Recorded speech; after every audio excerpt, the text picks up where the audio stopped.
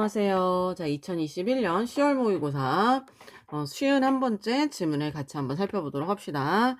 22번부터 26번 문제 우리 같이 보도록 할 거예요. 자, 문제부터 이제 먼저 같이 살펴보도록 합시다. 보시면은 내려와서 22번 이 글을 이해한 내용으로 적절하지 않은 거니까 일치불일치 문제겠죠? 이렇게 보시면 되고 23번 고정검사 이론이라고 했네요. 이걸 바탕으로 보기에 대해서 나와 있네요. 기억 니은이라고 나와 있고 고정검사 이론이 나올 때 풀면 되겠고 보기 문제인데 넘어가 보시면 보기 문제가 24번에 또 하나가 더 있죠. 그러면 23번, 24번 중에서 먼저 풀어야 된 보기 문제가 있을 것 같아요. 근데 여기 보면 본문에 고정검사 이론이라는 게 있을 거고 봤더니 고정검사 이론이 이렇게 본문에 나와 있죠. 그럼 아마 23번이 이제 본문에서 먼저 풀릴 것 같고 24번에 마지막에 풀어주면 되겠구나 라고 판단을 해주면 될 것 같아요. 25번 A가 나올 때 풀면 되겠구나. 적절하지 않은 거 체크해 주시면 될 것 같고 26번 가가 나왔네요. 이걸 나올 때 풀면 될 거 적절한 것은 이렇게 체크를 하고 올라와 주시면 되겠죠. 우린 일단 일치불일치 문제를 읽으면서 풀면 되겠다라고 생각을 하시면 되고 자 문단번호 매겨보시면 86페이지에 사물의 속성 1문단 그 다음에 다음 페이지에 1920년대 2문단 그리고 이와 달리 3문단 자 A 시작하는 부분이 I라는 이라고 나오는 부분이 4문단 그리고 아래 내려가서 문항특성 곡선 5문단이고 오른쪽으로 가셔서 문항반응 이론 6문단 이렇게 해서 총 6개의 문단으로 이루어져 있다라는 것을 알 수가 있겠네요. 그래서 일단 1문단을 보시고 자 22번에 해결할 수 있는 게 있는가 하는 것을 봤더니 1문단의 세 번째 줄에 나와 있네요. 인지적 영역과 같은 잠재적 속성은 직접 측정이 불가하기 때문에 검사라는 도구를 사용해서 간접 측정을 합니다. 그러니까 이런 잠재적 속성을 사용하는데 검사라는 도구를 사용해요. 그러니까 이런 검사라는 도구를 사용하는 게 뭐 난이도, 변별도 같은 것을 모두 검사라는 도구를 사용해서 간접 측정을 하게 되는 거죠. 잠재적 속성을 측정할 때 여기에 해당하는 게 22번의 5번의 내용이다 라고 볼 수가 있어요. 그래서 앞으로 나오게 되는 내용들이 모두 잠재적 속성인데 그래서 이런 거 고정검사 이론이나 문항발언 이론 앞으로 나오게 되는 이런 것들이 모두 피험자의 잠재적 속성을 특성하는 측정하는 검사의 질을 분석하는 데 쓰인다라는 것을 알 수가 있습니다. 그래서 이제 앞에 나오는 뒤에 나오는 내용을 조금 더 읽어보면 확실하기는 한데 앞으로 우리가 보게 되는 이 두 가지 이론에 대한 내용이 모두가 잠재적 속성을 측정하는 질을 분석하는 데 쓰이는 이론이다라는 것을 설명할 것이다 라는 것을 이제 파악할 수가 있게 돼요. 그래서 이 내용을 판단할 수가 있고요. 뭐 더 정확하게는 뒷부분을 보고 알 수 있는 내용이긴 했어요. 그래서 이 문단에 내려와서 봤더니 일단 먼저 고정검사 이론에 대해서 설명을 하고 있네요. 그리고 이 고정검사 이론이 23번에 나와 있죠. 그럼 고정검사 이론이 뭔지에 대해서 이 문단에서 먼저 살펴보도록 합시다.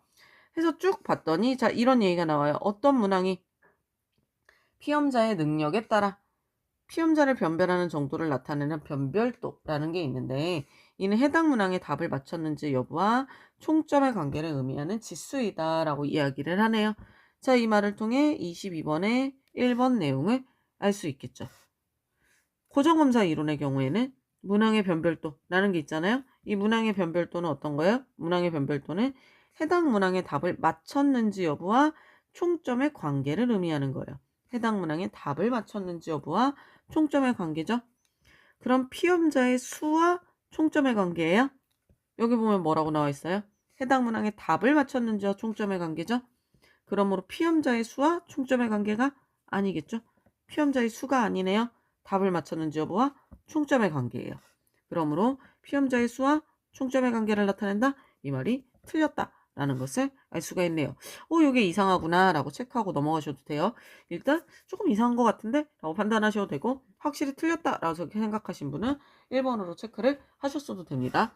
근데 처음에 선생님은 완전히 틀렸다라기보다는 좀 이상하네 라고 체크하고 넘어가기는 했어요. 그리고 좀 읽다 보니까 마지막에 자, 이 고전 검사 이론은 피험자의 능력이 검사의 특성에 따라 다르게 나타나는 한계가 있다라는 말이 나와 있죠. 이 말을 통해 22번의 2번 내용을 알 수가 있네요. 고정검사 이론의 경우 동일한 피험자라도 문항의 난이도에 따라 능력이 다르게 분석될 수 있다. 자, 여기 나오죠? 검사의 특성에 따라 피험자의 능력이 다르게 나타날 수 있다. 즉, 동일한 피험자라도 문항의 난이도에 따라 능력이 다르게 분석될 수 있다라고 볼 수가 있겠죠? 2번도 지울 수가 있습니다. 2번은 맞는 설명이다 라는 것을 알 수가 있겠네요. 자, 그래서 고정검사 이론에 대해서 여러분 이 문단에서 설명을 해줬잖아요. 그럼 이 고정검사 이론에 대한 게 23번에 나와 있죠. 그럼 이 고정검사 이론을 바탕으로 보기 1과 2를 추론할 수가 있을까요? 요거 풀 수 있을 것 같아요. 그래서 이 문단을 보고 나서 얘를 풀어줄 수가 있어요. 왜냐하면 요게 이 문단에 나와 있는 내용이니까요. 그래서 기억과 니은에 들어갈 말. 피험자 B와 D. 피험자 B와 D를 일단 비교하는 거예요. 피험자 D의 뭐 때문에 얘의 능력이 같다고 할 수 있는지. 그 다음에 이제 1번과 3번 문항. 1번 문항이 3번 문항보다 뭐하다고 할 수 있는지를 판단해 보는 겁니다.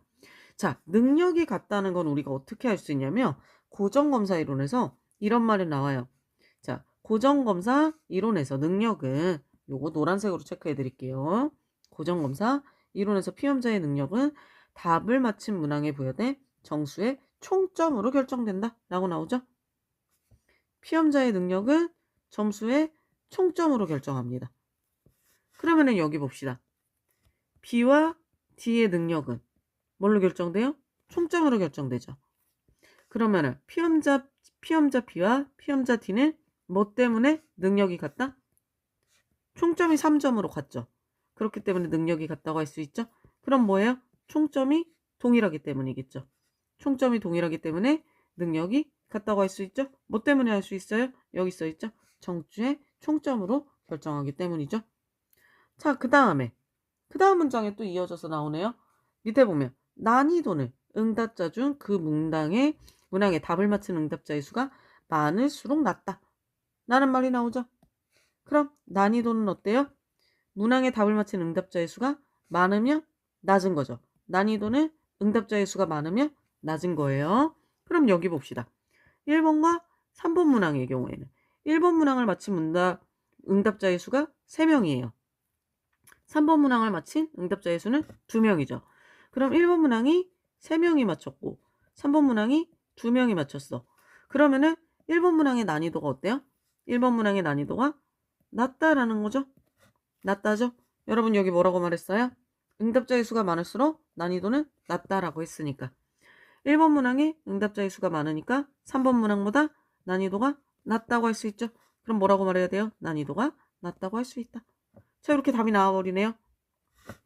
그러면은 이 문단을 통해 답이 2번이라는 것을 확인할 수 있겠죠. 피험자 B와 피험자 D는 총점이 동일하기 때문에 능력이 같고 1번 문항이 3번 문항보다 난이도가 낮다고 할 수 있겠죠. 왜요?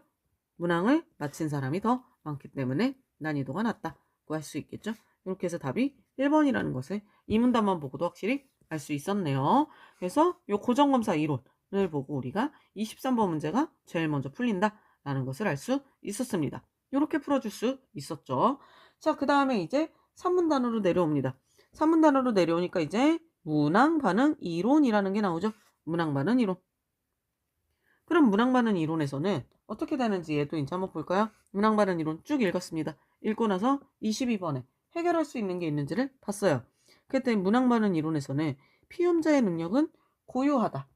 그리고 문항의 난이도와 변별도 역시 변하지 않는다 라고 간주를 한다 라고 합니다. 자, 이 말을 통해서 우리가 22번에 3번을 해결할 수 있겠네요. 문항 반응 이론의 경우 피험자의 능력에 따라 문항의 특성이 달라지지 않죠. 자, 피험자의 능력은 고유하죠. 변하지 않는다고 간주하죠. 피험자의 능력에 따라 문항의 특성이 달라지지 않는다고 간주합니다. 맞는 설명이 되겠죠. 즉, 여기 문항의 난이도나 변별도 변하지 않는다니까. 문항의 특성이 달라지지 않는다고 간주하는 거. 맞는 설명이 되겠죠. 맞습니다. 자, 이렇게 되겠죠. 그리고 문항 반응 이론에서는 피험자의 능력과 문항의 특성을 분석하기 위해 피험자의 응답에 기반한다 라고 나와 있잖아요. 그쵸? 피험자의 응답에 기반하죠. 이걸 통해 22번에 4번도 알 수 있겠네요. 자, 그러면은 여기 보면 여러분 4번. 문항 반응 이론과 고정검사 이론 모두 피험자의 응답을 기반으로 하죠. 고정검사 이론도 위에 보면 피험자의 응답을 기반으로 했죠. 여기도 피험자의 난이도는 응답자중이라는 말이 나오니까 얘도 응답을 기반으로 하고 4번 역시 문항 반응 이론도 피험자의 응답을 기반으로 한다 라는 거 알 수 있었죠. 그래서 4번도 지울 수가 있네요. 그리고 얘네들이 모두 피험자의 잠재적 속성, 검사의 질을 분석하는구나 라는 거 알 수 있죠. 왜요? 얘네들은 모두 검사라는 도구를 사용하고 있기 때문이에요. 검사라는 도구를 사용하고 있으니까 5번에서처럼 검사의 질을 분석하고 있구나 라는 거 알 수 있고, 확실히 1번이 틀렸다 라는 거 알 수 있죠. 시험자의 수와 총점의 관계를 나타내는 게 아니니까 22번에 1번이 틀렸구나 라는 것을 3문단까지 봤을 때 우리가 알 수 있습니다. 그래서 22번도 이렇게 풀리게 되네요. 자, 이렇게 풀 수 있겠죠. 그래서 22번과 23번이 3문단까지 봤을 때 풀릴 수가 있어요. 자, 됐죠? 자, 이제 4문단으로 내려갑니다. A 부분이 등장을 했죠? 그럼 우리 이제 뭐 풀 수 있어요, 여러분? 25번도 풀 수가 있겠네요. 25번 A에 나오는 거 이제 적절하지 않은 거 풀 수 있겠죠? 얘를 보면서 25번도 풀 수 있을 것 같은데, 근데 여러분 원래 이 그래프 나오는 거, 우리 보기 나오는 거 마지막에 풀잖아요. 근데 보면은 이 4문단에 그림 1과 2가 다 나와요. 그래서 만약 이 그림 1과 2를 다 보고 나면 얘를 풀 수 있을 것 같지 않아요? 보기에 있는 그림. 그래서 24번도 빨리 풀릴 수 있을 것 같거든요. 그래서 만약 24번의 그림을 풀 수 있을 것 같으면 그냥 4문단을 읽고 나서 내려와서 24번을 본 다음에 풀 수 있을 것 같았어요, 선생님은. 그래서 사실 이런 보기 문제를 가장 마지막에 풀었었는데 그래프가 연동이 되니까 읽고 나서 나중에 마지막에 보면 또 까먹을 수도 있잖아요. 그래서 그냥 4문단을 읽고 24번부터 풀었습니다. 이 문제 같은 경우에는 그래프가 연동이 되어 있길래 그때 문제가 풀리더라고요. 그래서 그렇게 봤어요. 그래서 일단 4문단을 쭉 읽었어요. 읽으면서 그림 1과 2에 관한 설명을 이렇게 쭉 봤습니다.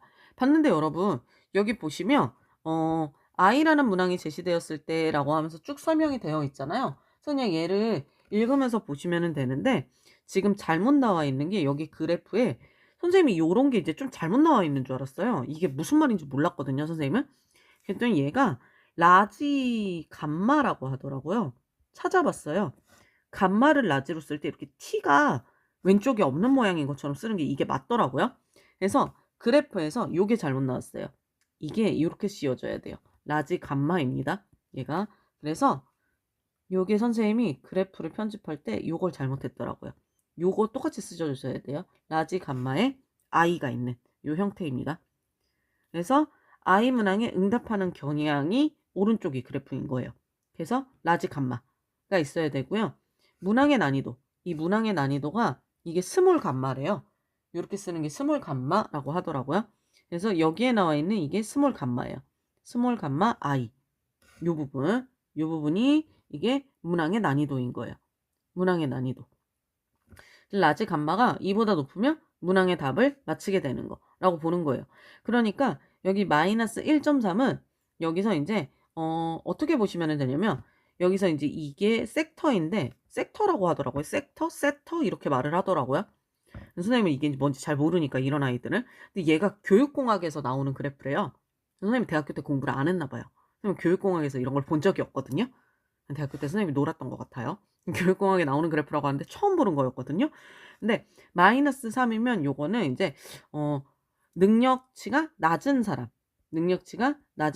이건 능력치가 0이면 보통인 사람. 이건 능력치가 높은 사람이라고 보시면 돼요. 이렇게 봤을 때 능력치가 낮은 사람이 맞출 수 있는 건 요 정도인 거고, 능력치가 보통인 사람은 요 위에 나와 있는 요 정도를 문항을 맞출 수 있는 거고, 능력치가 높은 사람은 한 이 정도의 확률로 맞출 수 있다라고 보시면 되는 거예요. 이거를 이제 그림 2로 나타내 보는 거죠. 그러면은 요런 식의 그래프가 만들어진다는 거예요. 그래서 이 그래프를 여러분 위에 여기서 어떤 문항의 답을 맞출 확률을 나타내는 S자 형태의 곡선으로 보시면 돼요.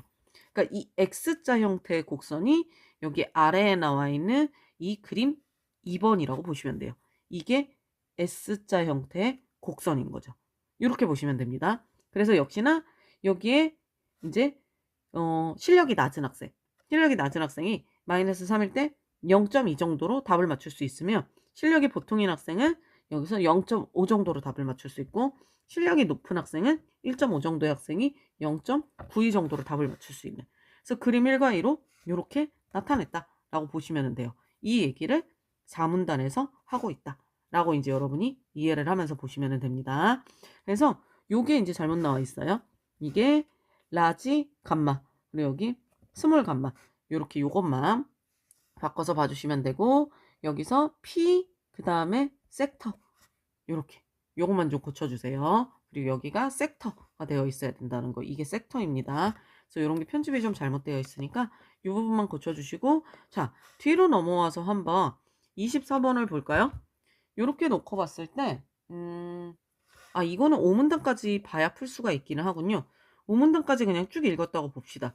그래가지고 5문단까지 쭉 읽었을 때 24번, 25번이 5문단까지를 다 봐야 풀리긴 하거든요. A까지를 봐야 되니까. 선생님은 그냥 순서대로 봤어요. 24번부터.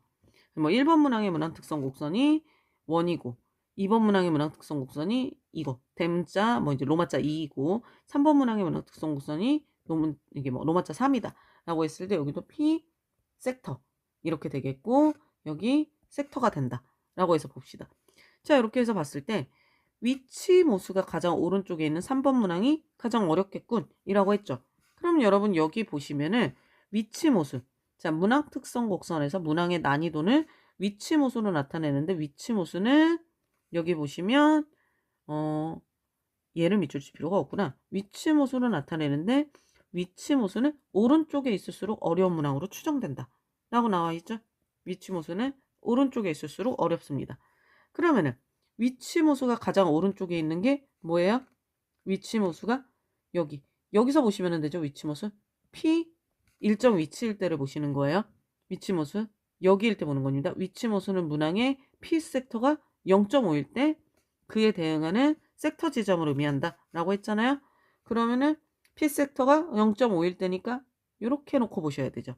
가장 오른쪽에 있는 거 얘 맞죠? 3번 문항. 그러니까 3번 문항이 가장 어렵겠군. 적절하죠? 그래서 1번은 맞는 설명이구나 라는 거 알 수 있겠죠? 적절하지 않은 거 고르는 거니까. 자 이렇게 보면 돼요.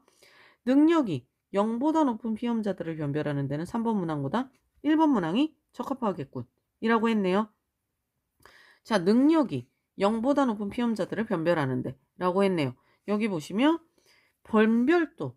변별도는 척도모수로 나타냈는데, 척도모수는 특성 곡선의 기울기가 가파를수록 높다고 측정되죠. 특성 곡선의 기울기가 높아야 돼요. 그러면은 능력이 0보다 높은 피험자, 자 이번에는 이렇게 보는 겁니다. 능력이 여기죠. 0. 0보다 높은 피험자들을 변별하는데, 그러면 어떤 게 가장 가팔라요? 3번이 가장 가파르죠. 1번이 가장 완만하죠. 그럼 여러분 3번 문항보다 1번 문항이 적합한가요? 3번 문항이 제일 적합하죠. 가장 가파른 거는 3번이니까 3번 문항이 1번 문항보다 적합하겠죠. 그러므로 여기 적절함이라고 판단해야 되나요? 적절하지 않음으로 판단해야겠죠. 그러므로 적절하지 않은 거, 자 2번이 되겠네요. 2번이 틀렸죠. 1번 문항이 적합하겠군 이라고 했는데 적절하다고 판단했으니까 2번이 틀렸네요. 3번이 가장 가팔라야 하니까. 이해되시죠? 그래서 2번이 틀렸습니다. 이렇게 찾으시면 되죠. 자 3번. 능력이 마이너스 2인 피험자가 2번 문항을 맞출 확률은 3번 문항을 맞출 확률보다 낮겠군 이라고 했네요. 이번에는 능력이 마이너스 2입니다. 여기에 있죠. 능력이 마이너스 2인 피험자가, 자 보면은 3번 문항을 맞출 확률이 가장 낮죠. 그 다음은 몇 번 문항이에요? 1번 문항을 맞출 확률이네요. 3번 문항이 가장 아래 있고 1번 문항이고 그 다음이 2번 문항이죠. 그러면 2번 문항을 맞출 확률은 3번 문항을 맞출 확률보다 높죠. 여기서 보면 피험자는 2번 문항을 맞출 확률이 가장 높네요. 2번 문항을 맞출 확률이 가장 높고 그 다음 1번 문항이고 3번 문항을 맞출 확률이 가장 낮다는 거 알 수 있죠. 능력이 마이너스 2일 때. 그러면은 능력이 마이너스 2인 피험자는 3번 문항을 맞출 확률보다 2번 문항을 맞출 확률이 낮겠군. 적절하지 않죠? 맞죠? 적절하지 않다고 한 거 맞네요. 이해되시죠? 이렇게 하시면 됩니다. 자, P섹터가 0.5일 때 여기죠. P섹터가 0.5일 때 0.5일 때 1번 문항과 2번 문항의 섹터는 동일하죠. 1번과 2번의 섹터가 동일하네요. 동일하기 때문에 1번 문항이 2번 문항보다 어려워요? 동일한데? 그렇지 않죠. 둘의 1번과 2번은 동일하다고 볼 수 있겠죠. 어렵다가 아니라 두 문항의 난이도는 동일하다고 봐야겠죠. 적절하지 않다. 맞는 설명이 되겠죠. 이렇게 보시는 겁니다. 그 다음에 마이너스 1과 0 사이에 섹터가 있습니다. 마이너스 1과 0 사이에 섹터가 있어요. 자, 이렇게 있겠죠. 이번에는 마이너스 1과 0 사이에 섹터가 있어요. 요 사이를 말하는 거죠. 요 사이 구간에서 2번 문항은 3번 문항에 비해 피험자를 변별하는 정도가 크겠고, 변별하는 정도 뭐예요, 여러분? 변별하는 정도. 자, 변별하는 정도 기울기죠. 기울기입니다. 그럼 요 사이에 기울기가 뭐가 제일 높을까요? 1번 문항의 기울기가 제일 높고 2번 문항이 그 다음 3번 문항이 가장 낮죠. 그러면은 1번 문항의 변별도가 제일 높고 그 다음에 2번 문항의 변별도, 3번 문항의 변별도가 제일 낮다는 것을 알 수 있죠. 그러면은 이 구간에서 2번 문항은 3번 문항에 비해 피험자를 변별하는 정도가 크죠. 적절하다는 거 알 수 있습니다. 됐죠, 여러분? 이렇게 판단하시는 거예요. 그래서 틀린 거 몇 번? 2번임을 알 수 있겠죠. 답이 2번이 되겠네요. 이렇게 판단할 수 있죠. 그래서 앞에 있는 여기 5문단을 통해서 우리 판단할 수 있겠죠. 4문단에서 배운 거, 5문단에서 배운 거 그대로 이렇게 적용을 하시면 됩니다. 자, 그럼 여기까지 보고 A를 이해한 내용이니까 우리 25번도 한번 풀어줄까요? 25번. 그럼 얘도 한번 봅시다. I 문항보다 쉬운 문항이 제시돼요. 그러면 피험자의 능력이 마이너스 1.3인 집단과 피험자의 능력이 0인 집단의 답을 맞출 확률은 모두 높아지겠군. 여러분이 I 문항보다 여기 있는 I 문항, 지금 여기 있는 I라는 문항보다 쉬운 문항이 제시됐으면, 쉬운 문항이 제시되면 정답을 맞출 확률은 어떻게 될까요? 이 I보다 요 밑으로 내려오겠죠. 그러면은 답을 맞출 확률이 이런 식으로 높아지겠죠. 높아지겠죠. 그러면은 어떻게 되겠어요? 답을 맞출 확률은 모두 높아지겠군. 맞는 설명이 되겠죠? 자, I 문항에 대해 피험자의 능력이 마이너스 1인 집단의 응답 경향을 나타내는 정규 분포에서 여기 있는 이게 스몰 감마보다 위에 있는 면적은 0.2보다 작겠군? I 문항에 대해 피험자의 능력이 마이너스 1인 집단의 응답 경향을 나타내는 정규 분포에서 위에 있는 면적이 0.2보다 작아요, 여러분? 자, 지금 여기죠. 0이죠. 0인 애들을 말하는 거 아니에요? 마이너스 1인 집단. I 문항에서 피험자의 능력이 마이너스 1인 집단. 여기라고 생각합시다. 자, 마이너스 1.4이고 이쯤 있어요. 마이너스 1인 집단이에요. 마이너스 1인 집단의 응답 경향은 요쯤 되겠죠. 한 요쯤 된다고 봅시다. 그럼 여러분 얘네는 0.2보다 어때요? 높겠죠? 마이너스 1.3보다 높잖아요. 얘네 수준이 높으니까 응답 경향이 당연히 높아야 되겠죠? 그래서 얘네는 자 능력치가 마이너스 1인 집단은 여기서 0.2보다 어때야 돼요? 커야 됩니다. 당연히 정규분포에서 면적이 0.2보다 커야겠죠. 이 말이 틀렸네요. 틀렸다 라는 것을 알 수가 있겠죠? 이해되시죠, 여러분? 여기에 있잖아요. 이 사이에 있죠? 그럼 얘네들이 어디 있겠어요? 이 그래프에서는 이쯤 있겠죠. 마이너스 1이. 그러면은 그래프가 한 요런 식으로 올라온다고 생각하시면 되겠죠. 그러면은 면적이 더 얘보다 커져야 됩니다. 이해되시죠? 그래서 여기서 면적이 더 작겠군 이라는 말이 틀렸죠. 자, 그 다음 I 문항에 대해 피험자의 능력이 1인 집단의 답을 맞출 확률 0인 집단의 답을 맞출 확률보다 당연히 높겠죠. 여기 보시면 1인 집단이 0인 집단보다 답을 맞출 확률이 높아지겠죠. 얘보다 얘가 높다는 얘기예요. 너무 맞는 설명이죠. 그 다음에 I 문항보다 쉬운 문항이 제시돼요. 능력이 1.5인 집단의 답을 맞출 확률 높아지겠죠. 자, 여러분 이 말이에요. 역시나 I보다 쉬운 문항이 제시돼요. 선생님이 지금 말한 것처럼 여기 I보다 쉬운 문항이 제시돼요. 이렇게 내려와요. 그럼 답을 맞출 확률이 더 높아지겠죠. 그쵸? 쉬운 문항이 제시되면 답을 맞출 확률은 0.92보다 높아지게 됩니다. 맞는 설명입니다. I 문항보다 어려운 문항이 제시돼요. 그러면 0인 집단의 답을 맞출 확률이 0.5보다 낮아지겠죠. 여기서 여러분 어려운 문항이 제시돼요. 그럼 얘네들의 답을 맞출 확률이 지금은 0.5예요. 지금 이게 0.5입니다. 어려운 문항이 제시되면 이렇게 올라가겠죠. 스몰 감마 곡선이. 그러면은 답을 맞출 확률이 적어지게 되겠죠. 이 말이에요. 그래서 답을 맞출 확률은 0.5보다 낮겠군. 맞는 설명이 되겠죠. 틀린 거 2번이네요. 25번에 2번. 이렇게 보시면 되겠죠. 그래프 두 개 가지고 여러분이 그냥 이해하시면 됩니다. 됐죠? 자, 이제 마지막 문단 남았어요. 6문단 남았는데 남은 거 26번이네요. 그냥 읽으면서 계속 풀면 되는 문제였어요. 자, 이제 6문단을 읽어봅니다. 문항반응 이론에서 여기서 섹터는 검사를 구성하는 어쩌고 저쩌고 하면서 나오는데 여기 보니까 가가 나오죠. 피험자의 실제 응답과 차이가 있다 라고 이야기를 합니다. 피험자의 실제 응답과 차이가 있다. 요거 앞부분과 차이를 두기 위해서 색깔을 바꿔서 선생님이 표시를 해줄게요. 자, 얘는 피험자의 실제 응답과 차이가 있다 라고 해요. 그럼 얘는 왜 실제 응답과 차이가 있을까요? 여러분 이거 앞부분에 나오는데 왜냐하면 이 섹터라는 값이 뭐기 때문일까요? 이 섹터라는 값. 섹터라는 값이 3문단에 보면 이렇게 나오죠. 문항 특성 곡선은 피험자의 능력, 이 섹터라는 것은 피험자의 능력에 따라 어떤 문항의 답을 맞힐 확률을 나타내는 거잖아요. 그쵸? 피험자의 능력에 따라 답을 맞힐 확률이에요. 그럼 이때 확률인 거지 이건 정확히 얘가 답을 맞췄다? 틀렸다가 아니죠. 확률일 뿐이죠. 확률이기 때문에 피험자의 실제 응답과 차이가 있을 수밖에 없죠. 그쵸? 이렇게 보시면 돼요. 피험자의 실제 응답과 차이가 있는 이유 뭐예요? 피험자의 능력에 따라 답을 맞힐 확률을 나타내는 곡선이기 때문이죠. 그렇게 보시면 되겠죠. 그러니까 여기서 피험자의 실제 응답 차이가 있는 이유 차이가 있다라고 했는데 차이가 있는 이유는 뭘까요?